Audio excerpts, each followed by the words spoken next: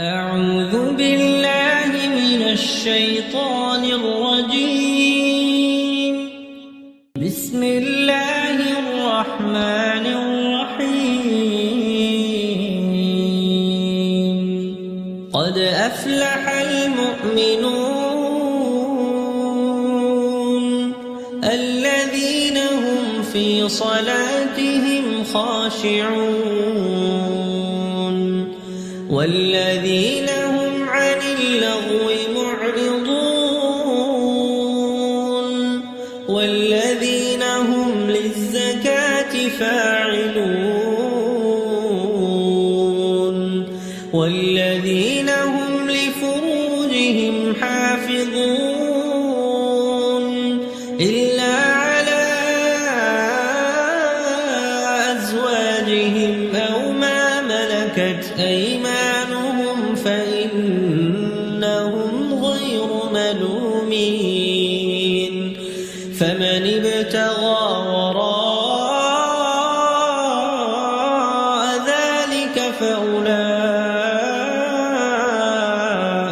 هم العادون والذين هم لأماناتهم وعهدهم راعون والذين هم على صلواتهم يحافظون أولئك هم الوارثون الذين يرثون الفردوس هم فيها خالدون. അസ്സലാമു അലൈക്കും വറഹ്മത്തുള്ളാഹി വബറകാതുഹു. ഖുർആൻ പദം 1135 ദിവസത്തിലേക്ക് എല്ലാവരെയും ഹാർദമായി സ്വാഗതം ചെയ്യുന്നു. പരിശുദ്ധ ഖുർആനിലെ 23-ാമത്തെ അധ്യായമായ സൂറത്തുൽ മുഅ്മിനൂനിൻ്റെ പഠനത്തെ തുടർന്നുള്ള ചർച്ചയാണ് ഇന്ന് ആരംഭിക്കുന്നത്. ചർച്ചയ്ക്ക് ആരംഭം കുറിക്കുന്നതിനായി ആദരണീയനായ ഡോക്ടർ AI വിലായത്തുള്ള സാഹിബിനെ ക്ഷണിക്കുന്നു. അസ്സലാമു അലൈക്കും വറഹ്മത്തുള്ളാഹി വബറകാതുഹു. أعوذ بالله من الشيطان الرجيم. بسم الله الرحمن الرحيم. قد أفلح المؤمنون الذين هم في صلاتهم خاشعون والذين هم عن اللغو معرضون والذين هم للزكاة فاعلون والذين هم لفروجهم حافظون إلا على أزواجهم أو ما ملكت أيمانهم فإنهم غير ملومين فمن ابتغى وراء ذلك فأولئك هم العادون والذين هم لأماناتهم وعهدهم راعون والذين هم على صلواتهم يحافظون أولئك هم الوارثون الذين يرثون الفردوس هم فيها خالدون.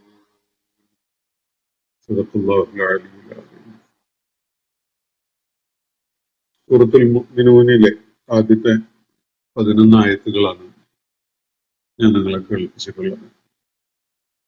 ഇന്നലത്തെ സെഷനോടുകൂടി 118 ആയത്തുകളുള്ള മക്കയിൽ അവതരിച്ച വിശുദ്ധ ഖുർആനിലെ 23-ാമത്തെ അധ്യായമായ സൂറത്തുൽ മുഅ്മിനൂന്റെ പഠനം നമ്മൾ പൂർത്തിയാക്കിയിട്ടുണ്ടായി.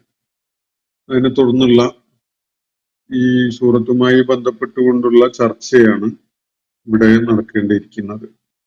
1-2 ചോദ്യങ്ങൾ അയച്ചു കിട്ടിയത് വെച്ച് തുടങ്ങാമെന്ന് കരുതുകയാണ്.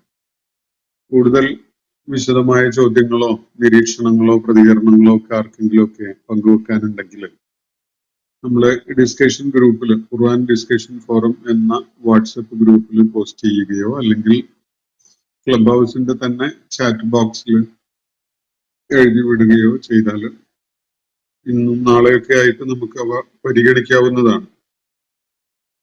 ലൈവായിട്ട് ചോദിക്കാൻ ഉദ്ദേശിക്കുന്നവരുണ്ടെങ്കിൽ അങ്ങനെയും ചെയ്യാം, അതിനും അവസരം ഉണ്ടാവുന്നതാണ്. സൂറത്തുൽ മുഅ്മിനൂൻ മക്കയിൽ അവതരിച്ച സൂറത്താണ്.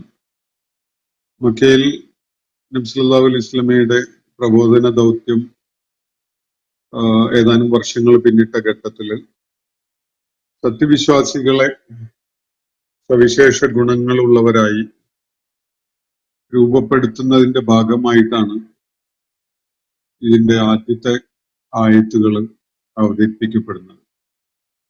സത്യവിശ്വാസികളുടെ സവിശേഷതകൾ പ്രത്യേകം എണ്ണി പറഞ്ഞുകൊണ്ട് അവരാണ് വിജയികൾ, അങ്ങനെയുള്ള സത്യവിശ്വാസികൾ വിജയിച്ചിരിക്കുന്നു എന്ന് അള്ളാഹു അവർക്ക് വലിയ പ്രചോദനം നൽകുന്ന വിധത്തിലുള്ള ഒരു പ്രസ്താവനയാണ് സൂറത്തിന്റെ തുടക്കത്തിൽ നമുക്ക് കാണാൻ കഴിയുന്നത്. ഖദ് അഫ്ലഹൽ മുഅ്മിനൂൻ എന്ന് പറഞ്ഞുകൊണ്ട് കേരളത്തിലെ ചില ഇസ്ലാം വിരുദ്ധരായ ആളുകൾ യുക്തി കൊണ്ടു നടക്കുന്നു എന്ന് പറയുന്ന, എന്നാൽ യാതൊരു യുക്തിയുടെ അടിത്തറയില്ലാത്ത ചില പ്രഭാഷണ തൊഴിലാളികൾ നമുക്ക് ഈ വിഷയം, ഈ സൂറത്തുമായി ബന്ധപ്പെട്ടുകൊണ്ട് ഒരുപാട് സങ്കീർണത സമൂഹത്തിലേക്ക് വലിച്ചിടുന്നത് ശ്രദ്ധയിൽപ്പെട്ടിട്ടുണ്ട്.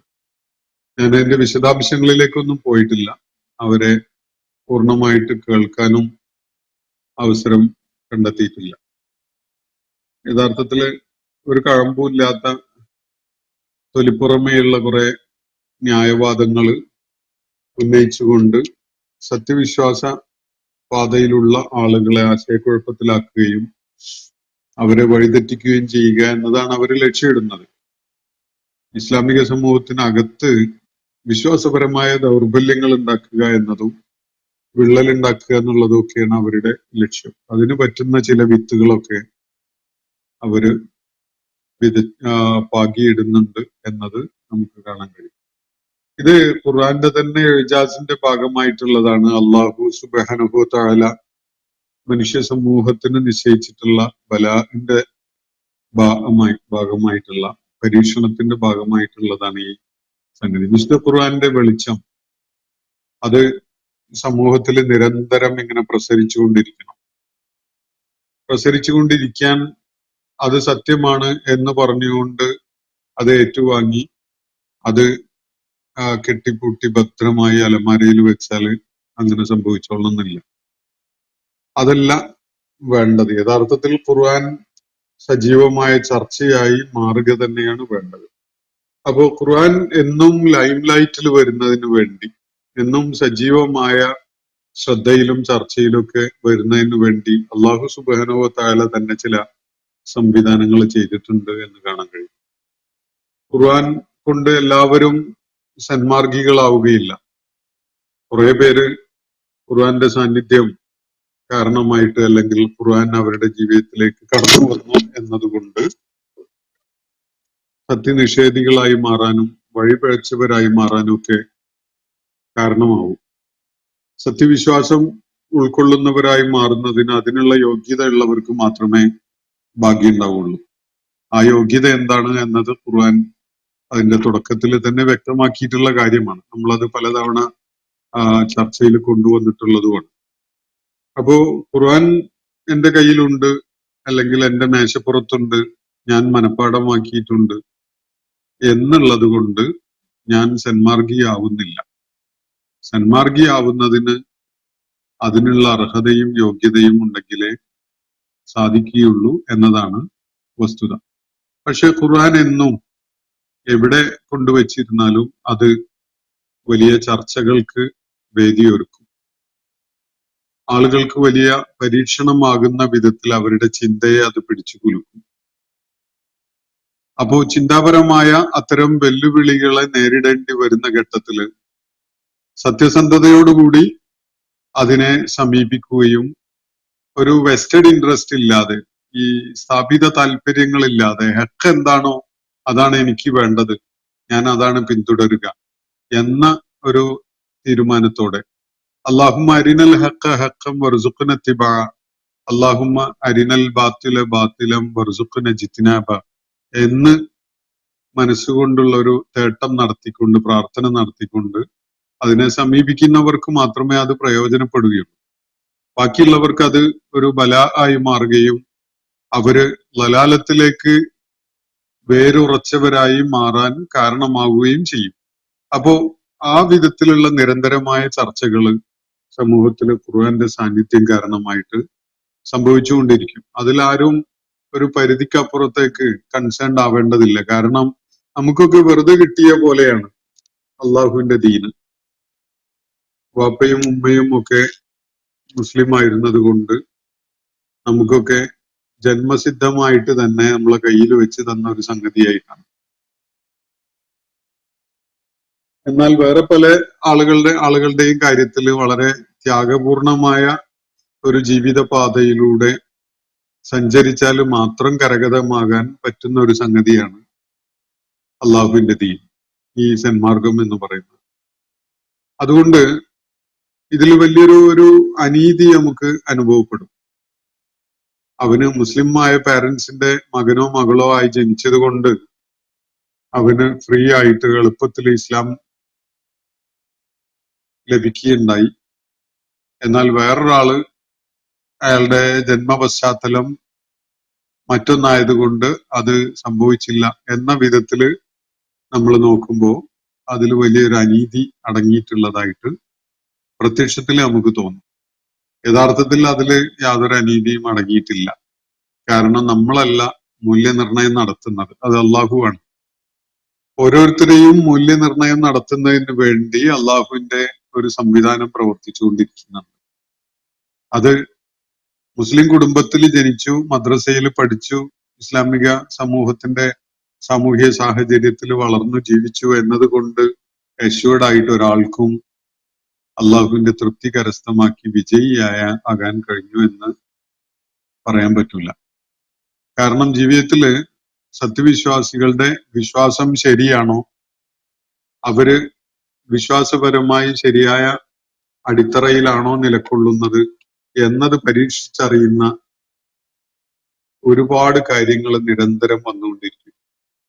ആ ഘട്ടങ്ങളിൽ അവരെന്ത് നിലപാട് സ്വീകരിക്കുന്നു, അവര് ബുദ്ധിപരമായ സത്യസന്ധത കാണിക്കുന്നുവോ, തഖ്വയുടെ മാർഗം അവര് ഉൾക്കൊള്ളുന്നുണ്ടോ തുടങ്ങിയ കാര്യങ്ങളെ അടിസ്ഥാനപ്പെടുത്തിക്കൊണ്ടാണ് ഈ ഒരു പശ്ചാത്തലമുള്ള ആളാണെങ്കിൽ പോലും അയാൾ വിജയിയായോ പരാജയപ്പെട്ടുവോ എന്ന് തീരുമാനിക്കപ്പെടുന്നത്.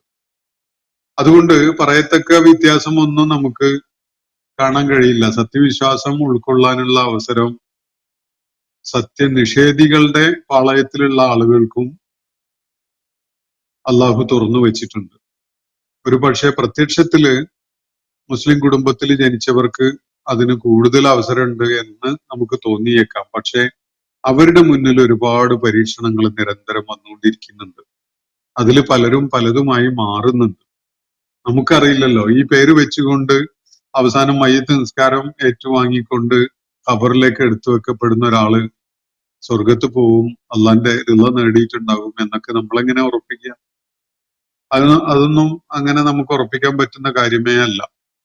ജീവിതത്തിന്റെ ഓരോ ഘട്ടങ്ങളിലും അവര് സ്വീകരിച്ച നിലപാട് സത്യം ഉൾക്കൊള്ളുന്ന വിധത്തിലും തഖ്വയുള്ള വിധത്തിലുമാണെങ്കിൽ അത്തരം ആളുകൾക്ക് വിജയമുണ്ട് എന്നേ നമുക്ക് സങ്കല്പിക്കാൻ തരമുള്ളൂ. അതേപോലെ തന്നെ ഇസ്ലാമിന്റെ ചേരി എന്നോ പാളയം എന്നോ ഒന്നും അറിയപ്പെടാത്ത പല മേഖലകളിലും ഉള്ള ഒറ്റപ്പെട്ട ആളുകളെങ്കിലും സത്യത്തിന്റെ മാർഗം സ്വീകരിച്ചുകൊണ്ട് മനസ്സുകൊണ്ട് അള്ളാഹുവിന് കീഴ്പ്പെട്ട് അള്ളാഹുവിന് വഴിപ്പെട്ട് അള്ളാഹുവിന്റെ മാർഗം ഹൃദയ പുൽകി ജീവിച്ചു മരിച്ചു പോകുന്നുണ്ടാവും. നമുക്കത് കൃത്യമായിട്ട് അറിഞ്ഞുകൊള്ളുന്നില്ല. അപ്പൊ എന്തായാലും ഇതില് പരീക്ഷണങ്ങള് നിർവഹിക്കുന്നതും അതിന്റെ ഔട്ട്കം തീരുമാനിക്കുന്നതും ഒന്നും നമ്മളല്ലാത്തത് കൊണ്ട് നമ്മൾ അതിനെക്കുറിച്ച് ഒരു പരിധിയിൽ കൂടുതൽ വ്യാകുലപ്പെടേണ്ടതില്ല എന്നതാണ് ആമുഖമായിട്ട് സൂചിപ്പിക്കാനുള്ളത്. ഇവിടെ രണ്ട് ചോദ്യങ്ങള് വന്നിട്ടുള്ളത്.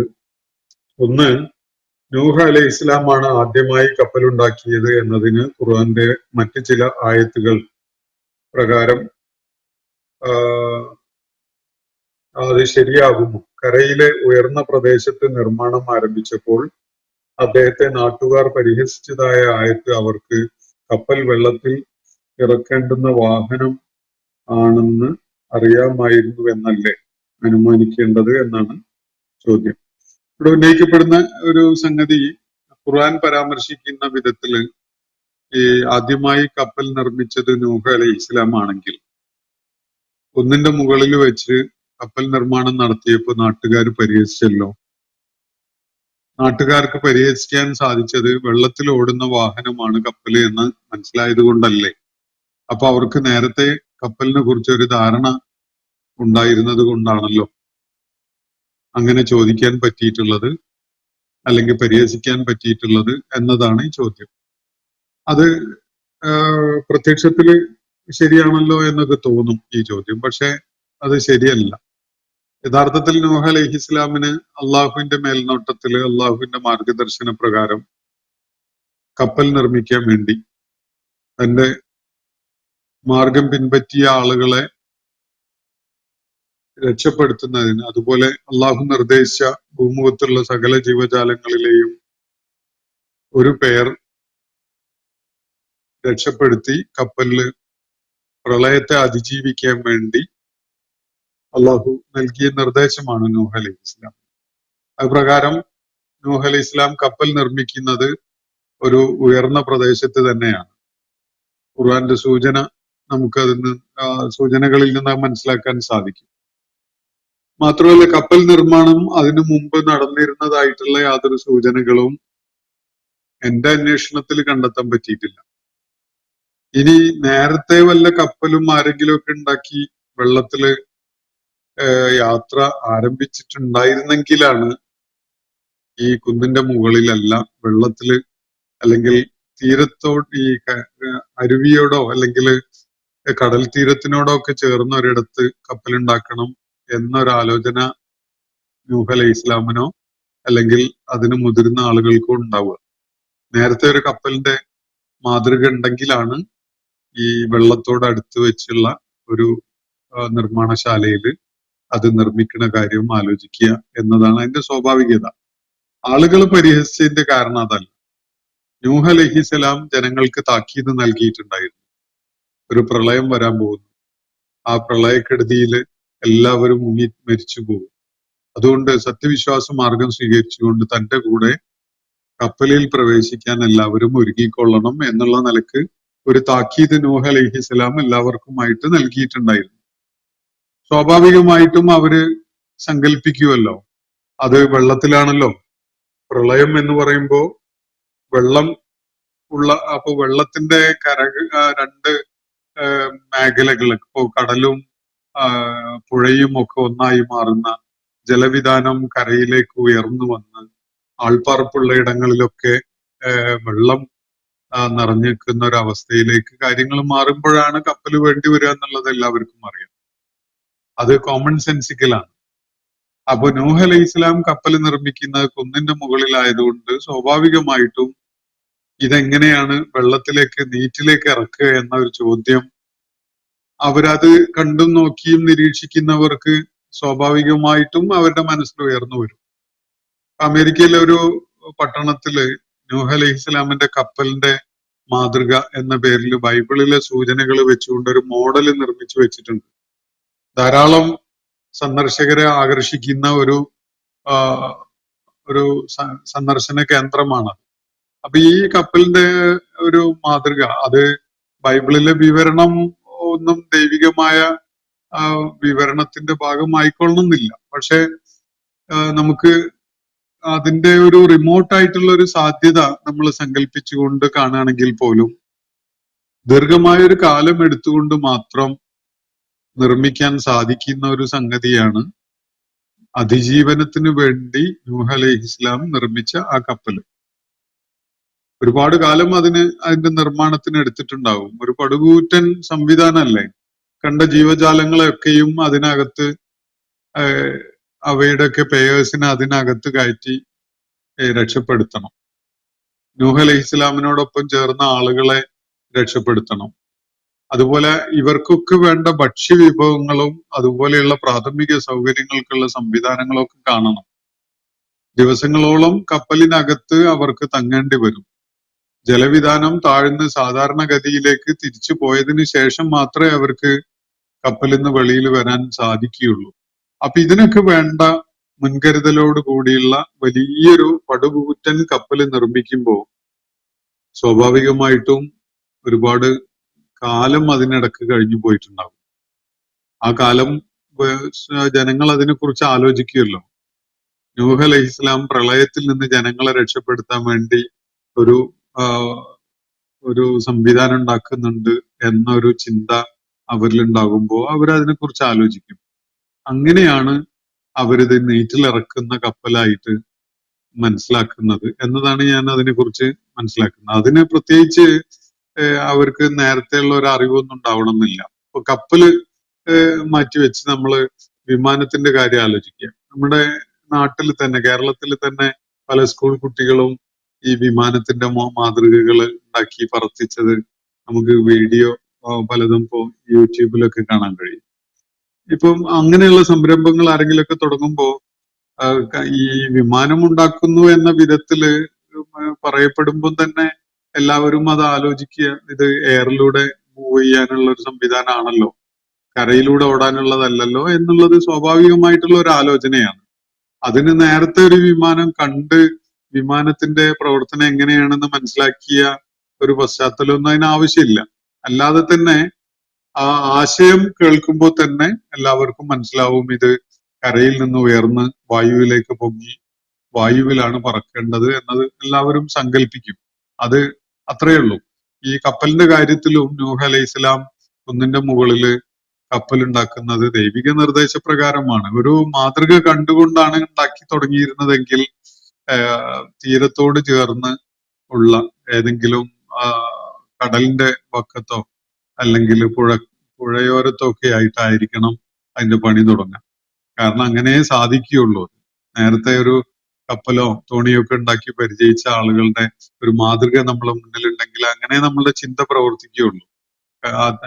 ഈ ജലാശയത്തിനോട് ചേർന്നുള്ള ഒരിടത്ത് ഉണ്ടാക്കിയിട്ട് നീറ്റിലിറക്കാൻ എളുപ്പമാകുന്ന വിധത്തിലെ അത് ആലോചിക്കുകയുള്ളൂ. ഇത് ദൈവിക മാർഗദർശന പ്രകാരമായിട്ട് കടലും പുഴയും തോടും ഒക്കെ തന്നെ കപ്പലുണ്ടാക്കിയിടത്തേക്ക് അങ്ങ് എത്തിക്കോളും പ്രളയമുണ്ടായിട്ട് എന്ന വിധത്തില് അത് മനസ്സിലാക്കപ്പെടുമ്പോൾ മാത്രമേ വലിയൊരു പർവ്വതത്തിന്റെ മുകളിൽ പോയിട്ട് അത് ഉണ്ടാക്കാൻ ആരും മുതിരുള്ളൂ. അതാണ് അതിന്റെ സ്വാഭാവികതയും. അപ്പോ അതില് ഈ ഉന്നയിക്കപ്പെട്ട ചോദ്യത്തിൽ പ്രത്യേകിച്ച് കഴമ്പൊന്നുമില്ല എന്ന് പറഞ്ഞുകൊണ്ട് ഞാൻ അത് അവസാനിപ്പിക്കുകയാണ്.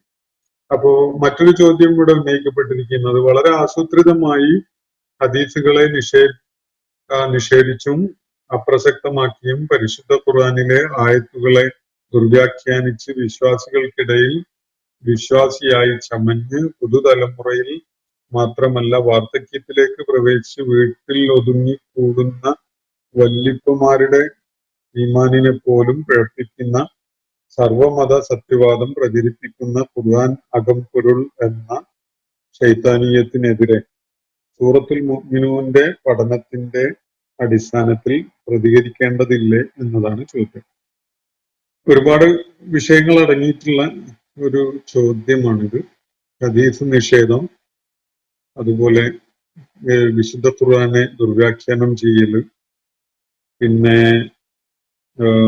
വിശ്വാസിയായി ചമയുന്ന വിഷയം, അതുപോലെ ഇത് ആളുകളെ അവരുടെ വിശ്വാസത്തെ വഴിതെറ്റിക്കുന്ന കാര്യം, അതുപോലെ സർവമത സത്യവാദം, പിന്നെ നമ്മുടെ നാട്ടിലിപ്പോ പ്രചാരത്തില് ചില ആളുകൾക്കിടയിലെങ്കിലും പ്രചാരമുള്ള ഖുർആൻ അകംപൊരുൾ എന്ന പേരിൽ പ്രസിദ്ധീകരിക്കപ്പെട്ടുകൊണ്ടിരിക്കുന്ന ഒരു ഖുർആൻ വ്യാഖ്യാന കൃതി,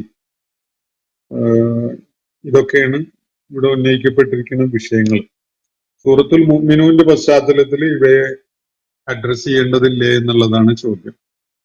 സൂറത്തുൽ മുഅ്മിനൂനില് ഇതിന്റെ തുടക്കത്തിൽ നമ്മൾ ഇന്ന് വായിച്ചു കേൾപ്പിച്ച ആയത്തുകളില് അത് സാമൂഹ്യ മേഖലയിൽ വലിയ വിവാദങ്ങൾ ഉണ്ടാക്കിക്കൊണ്ട് ചില ആളുകൾ അതിനെ വിശദീകരിക്കുന്നതും അത് വലിയ സങ്കീർണത പലരിലും സൃഷ്ടിച്ചതായിട്ടൊക്കെ നമുക്ക് കാണാൻ കഴിയുന്നുണ്ട്.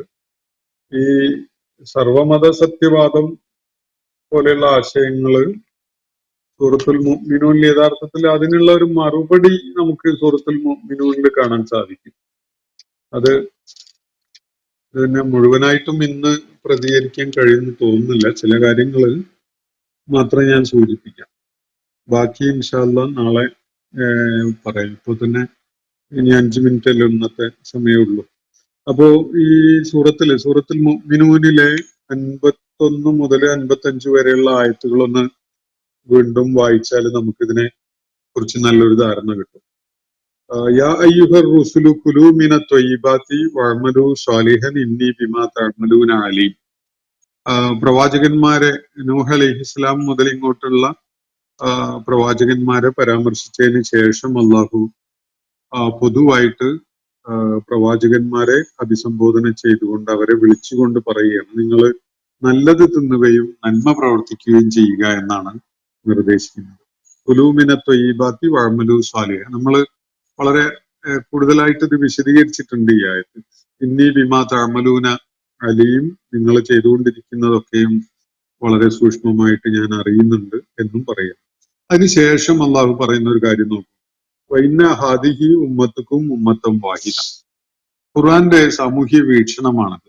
നിശ്ചയമായിട്ടും നിങ്ങളുടെ ഈ സമൂഹമുണ്ടല്ലോ, സമുദായമുണ്ടല്ലോ, അതൊരൊറ്റ സമുദായമാണ്, ഒരു ഉമ്മത്ത്, വാഹിദത്തായ ഒരു ഉമ്മത്താണ്.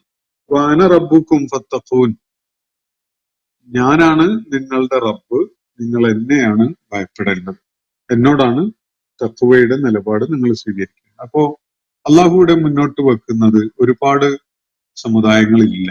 യഥാർത്ഥത്തിൽ ഒറ്റ സമുദായമേ ഉള്ളൂ, അത് മനുഷ്യ സമുദായമാണ്. ആദമിന്റെയും ഹവ്വയുടെയും മക്കളുടെ പിന്മുറക്കാര് എല്ലാവരും തന്നെ ഒരൊറ്റ സമുദായത്തിന്റെ ഭാഗമാണ്. ഒരുപാട് സമുദായങ്ങളില്ല, ഒരുപാട് മതങ്ങളും ഇല്ല. പല മതങ്ങളായിട്ട് എങ്ങനെ അവര് രൂപാന്തരപ്പെട്ടു എന്നതാണ് നമ്മൾ അന്വേഷിക്കുമ്പോൾ നമുക്ക് ഈ ഉന്നയിക്കപ്പെട്ട വിഷയവുമായിട്ട് അതിനുള്ള ബന്ധം മനസ്സിലാകും. പ്രവാചകന്മാരുടെ കാലശേഷം അവരുടെ ആ സത്യമാർഗത്തെ പിഴപ്പിച്ചുകൊണ്ട് അതിൽ നിന്ന് ജനങ്ങളെ വഴിതെറ്റിച്ചുകൊണ്ട് പലരും ആ സമൂഹത്തിന്റെ മേൽ സ്വാധീനം നേടുകയും സത്യവിശ്വാസ മാർഗത്തിൽ നിന്ന് അവരെ പൂർണ്ണമായി അകറ്റിക്കളയുകയും ചെയ്യുന്നു എന്നത് ചരിത്രത്തിലുടനീളം നമുക്ക് കാണാൻ കഴിയുന്ന ഒരു വളരെ സുപ്രധാനമായ ഒരു കാര്യമാണ്. എല്ലാ പ്രവാചകന്മാരുടെയും കാലശേഷം അവരെ സത്യമാർഗത്തിൽ നിന്ന് വഴിപിഴപ്പിക്കുന്ന പല ആളുകളും രംഗത്ത് വരികയും അവരെ ഛിദ്രതയുള്ള അവർക്കിടയിൽ ഛിദ്രത ഉണ്ടാക്കുകയും സമൂഹത്തെ വ്യത്യസ്ത വിഭാഗങ്ങളാക്കി തിരിക്കുകയൊക്കെ ചെയ്യും. യഥാർത്ഥത്തിൽ ദൈവിക സന്ദേശം അങ്ങനെ സമൂഹത്തെ ഛിദ്രമാക്കുന്ന വിധത്തിലുള്ളതല്ല, സമൂഹത്തെ ഏകോപിപ്പിക്കുന്ന വിധത്തിലുള്ളതാണ്. ഒരൊറ്റ റബ്ബാണ് മുഴുവൻ മനുഷ്യരുടെയും നാഥനായിട്ട്, അവരുടെ സൃഷ്ടാവായിട്ട്, അവരുടെ ആരാധ്യനായിട്ടൊക്കെ ഉള്ളത്.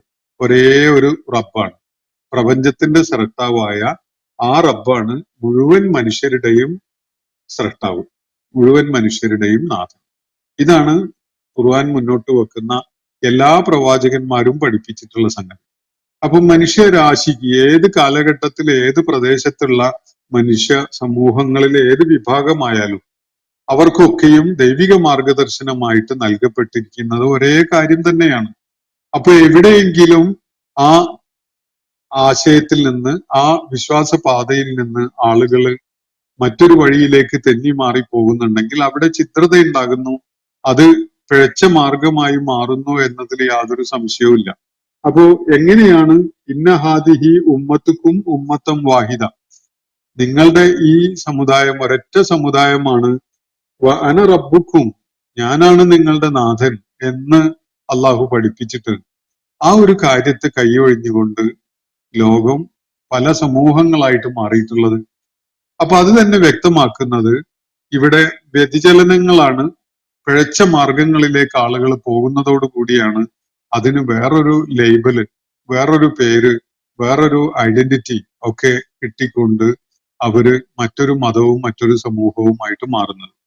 ഒരു പ്രവാചകൻ ദൗത്യം നിർവഹിച്ച് പോയി കഴിഞ്ഞ് കാലങ്ങൾ കഴിഞ്ഞതിന് ശേഷം മറ്റൊരു പ്രവാചകൻ വരുന്നത് വേറൊരു മതം ഉണ്ടാക്കാൻ വേണ്ടിയല്ല. നേരത്തെ വന്ന പ്രവാചകൻ പഠിപ്പിച്ച അതേ കാര്യങ്ങള് ജനങ്ങള് വിസ്മരിച്ചു കഴിഞ്ഞപ്പോ, അതിൽ നിന്ന് ജനങ്ങൾ ഒരുപാട് അകന്നു പോയപ്പോ അവരെ തിരുത്തി സത്യമാർഗത്തിലേക്ക് അവരെ തിരികെ കൊണ്ടുവരാൻ വേണ്ടിയാണ് അടുത്ത തൊട്ടുടനെയുള്ള കാലത്ത് മറ്റൊരു പ്രവാചകൻ വരുന്നത്. എല്ലാ പ്രവാചകന്മാരുടെയും ദൗത്യം ഈ വിധത്തിലുള്ളതാണ്. അപ്പൊ നേരത്തെ വന്ന പ്രവാചകന്റെ അനുയായികള് അവര് ആ പ്രവാചകൻ പഠിപ്പിച്ച ആശയത്തിൽ നിന്നും ആദർശത്തിൽ നിന്നും ഒക്കെ ബഹുദൂരം അകന്നു പോയിട്ടുണ്ടാകും. എന്നിട്ട് പക്ഷെ അവര് ഇന്നും ആ പ്രവാചകന്റെ അനുയായികളാണ്, ആ മതത്തിന്റെ മതം പിൻപറ്റുന്നവരാണ് എന്ന നിലക്കാണ് നിലകൊള്ളുന്നൊക്കെ ഉണ്ടാവുക. എന്നിട്ട് അവര് അങ്ങനെ തന്നെ നിലകൊള്ളുകയും എന്നിട്ട് പുതുതായി വന്ന പ്രവാചകന് പുതിയ അനുയായികളെ കണ്ടെത്തിക്കോട്ടെ, ഞങ്ങൾക്ക് അതുമായിട്ടൊരു ബന്ധവുമില്ല എന്ന വിധത്തിൽ നിലപാട് സ്വീകരിക്കുകയാണോ വേണ്ടത്? എന്തൊരു യുക്തിരഹിതമായ ഒരു ആശയമാണത്. അങ്ങനെയല്ല ഖുർആൻ മുന്നോട്ട് വെക്കുന്ന ഇന്ന ഹാദിഹി ഉമ്മത്തുക്കും ഉമ്മത്തം വാഹിദ എന്ന് പറഞ്ഞതിന്റെ വളരെ ബേസിക് ആയ സൂചന തന്നെ ആദം അലൈഹിസ്സലാം മുതൽ മുഹമ്മദ് നബി സല്ലല്ലാഹു അലൈഹി വസല്ലം വരെയുള്ള മുഴുവൻ പ്രവാചകന്മാരും ഒരൊറ്റ ആദർശമാണ് പഠിപ്പിച്ചത്. ഒരൊറ്റ ഉമ്മത്തിന് വേണ്ടിയാണ്, ഒരൊറ്റ ഉമ്മത്തിനെ പുനരാവിഷ്കരിക്കുന്നതിനും അവരെ സത്യപാതയിൽ തിരികെ കൊണ്ടുവരുന്നതിനും വേണ്ടിയുള്ള പ്രയത്നങ്ങളാണ് അവർ നടത്തിയിട്ടുള്ളത് എന്നതാണ് നൽകുന്ന സൂചന. അപ്പോ ഒരു പ്രവാചകന്റെ കാലശേഷം മറ്റൊരു പ്രവാചകൻ വന്ന് ദൗത്യം നിർവഹിക്കുമ്പോ നേരത്തെ വന്ന പ്രവാചകന്റെ അനുയായികള് മാറി നിൽക്കുകയാണ്. ഈ പുതിയ പ്രവാചകനെ അംഗീകരിക്കുകയോ ഉൾക്കൊള്ളുകയോ പിൻപറ്റുകയോ ചെയ്യാതെ ഞങ്ങളുടെ പ്രവാചകനെ പിൻപറ്റിക്കൊണ്ട് അങ്ങനെ നിൽക്കുകയാണ് എന്ന് പറഞ്ഞുകൊണ്ടിരിക്കുക എന്ന് പറയുന്നത് ഖുർആന്റെ ആത്മാവിന് തന്നെ യോജിക്കാത്ത യുക്തിരഹിതമായ ഒരു കാര്യമാണ്. പക്ഷെ പലരും അതാണ് ശരി എന്ന നിലക്ക് ഖുർആനെ ദുർവ്യാഖ്യാനം ചെയ്തുകൊണ്ട് സംസാരിക്കുന്നത് നമുക്ക് കാണാൻ സാധിക്കും. അപ്പോ വളരെ കരുതലോടുകൂടി വളരെ ശ്രദ്ധയോടുകൂടി ഇതിനെ സമീപിച്ചിട്ടില്ലെങ്കിൽ മുസ്ലിം സമൂഹത്തിനകത്ത് വലിയ ഭീഷണി ഉയർത്തുന്ന ഒരു കാര്യമായിട്ട് ഇത് മാറാനിടയുണ്ട്. പലരിലും അത് മാർഗഭ്രംശം ഉണ്ടാക്കും. പലർക്കും നേരത്തെ ഈ പറയുന്നത് ശരിയാണല്ലോ, ഇത് അദ്ദേഹം പറയുന്നത് പ്രത്യക്ഷത്തില് സാധ്യതയുണ്ടല്ലോ എന്നൊക്കെയുള്ള നിലക്ക് തോന്നും. പക്ഷെ അത് ബേസിക് ആയിട്ട് പിഴവ് വരുന്നത് ഈ ആളുകള് ഇത് ഇദ്ദേഹം പറയുന്നത് ശരിയാണ് എന്ന് പറഞ്ഞുകൊണ്ട് മനസ്സിലാക്കുന്ന എനിക്ക് കാണാൻ പറ്റിയ ബഹുഭൂരിപക്ഷം ആളുകളും അറബി ഭാഷ അറിയാത്തവരും ഖുർആനെ അതിന്റെ ഭാഷയിൽ വായിച്ച് മനസ്സിലാക്കാൻ കഴിയാത്തവരും ഒക്കെയാണ്. ഖുർആന്റെ ഭാഷയിൽ ഖുർആനെ മനസ്സിലാക്കാൻ കഴിയുന്ന ആരെങ്കിലും അദ്ദേഹത്തിന്റെ അല്ലെങ്കിൽ ഈ പുത്തൻ ആശയത്തിന്റെ പുറകെ പോയിട്ടുണ്ടോ എന്നുള്ളത് സംശയമാണ്. ആളുകൾ അത് വേണ്ട വിധത്തില് മനനം ചെയ്ത് മനസ്സിലാക്കാനുള്ള സന്നദ്ധത കാണിക്കുമ്പോൾ ഒരിക്കലും തന്നെ അങ്ങനെ ഒരു വ്യതിചലനത്തിന് സാധിക്കുകയില്ല എന്നതാണ് ഞാൻ മനസ്സിലാക്കുന്നത്. അതിന് ഖുർആനെ ദുർവ്യാഖ്യാനം ചെയ്യാനുള്ള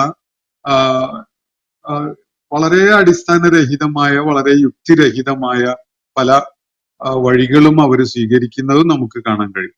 ഇവിടെ സൂചിപ്പിക്കപ്പെട്ട വിധത്തിൽ അതിന് ഒരു കാര്യം ഹദീസ് നിഷേധമാണ്.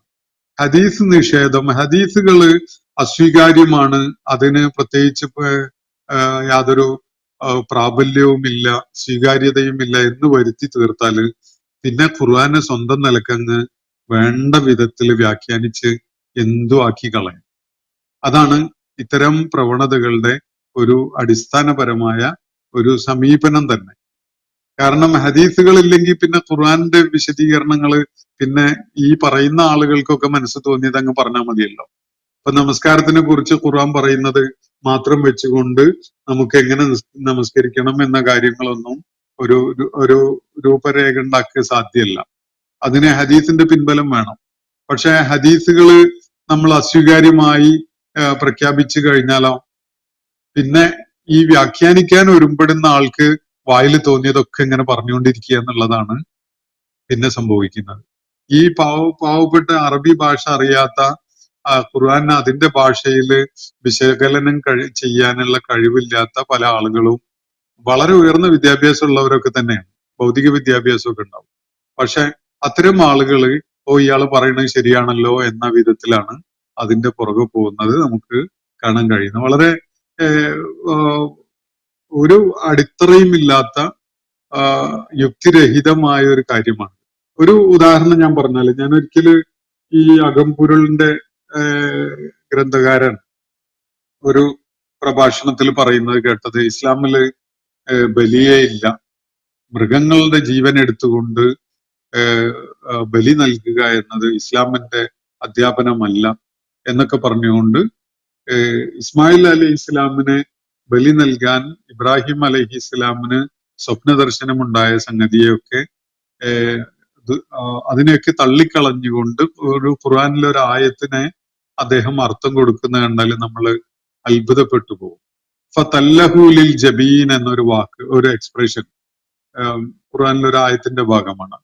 അത് തല്ലഹുലിൽ ജബീൻ എന്ന് പറഞ്ഞാൽ നെറ്റി നിലത്ത് തട്ടുന്ന വിധത്തില് അദ്ദേഹത്തെ ഇബ്രാഹിം അലൈഹിസ്സലാം വീഴ്ത്തി അല്ലെങ്കിൽ കിടത്തി എന്നൊക്കെയാണ് അതിന്റെ ഭാഷാപരമായിട്ടുള്ള അർത്ഥം. പക്ഷെ ഇദ്ദേഹം ആ ആയത്ത് വായിച്ചിട്ട് നൽകുന്ന അർത്ഥം അവരിരുവരും അള്ളാഹുവിന് കീഴ്പ്പെട്ടവരായി എന്നാണ്. ഇതാണ് ഞാൻ മുമ്പൊരിക്കലും സൂചിപ്പിച്ചിട്ടുള്ളത്. ചക്ക എന്ന് വായിച്ചിട്ട് ഒതളങ്ങ എന്ന അർത്ഥം പറയുന്ന ഒരു രീതിയാണ് അയാൾ സ്വീകരിക്കുന്നത്.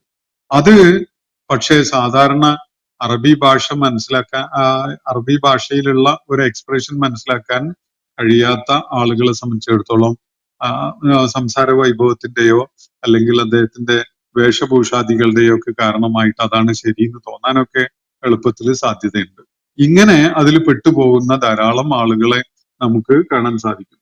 ഈ വിഷയവുമായി ബന്ധപ്പെട്ടുകൊണ്ട് ചില പ്രസക്തമായ കാര്യങ്ങൾ കൂടി നിങ്ങളുടെ ശ്രദ്ധയിൽ കൊണ്ടുവരേണ്ടതുണ്ട്. ഇൻഷാ അല്ലാഹ് സാധിക്കുകയാണെങ്കിൽ അടുത്ത ദിവസം അതിനുവേണ്ടി ശ്രമിക്കാം.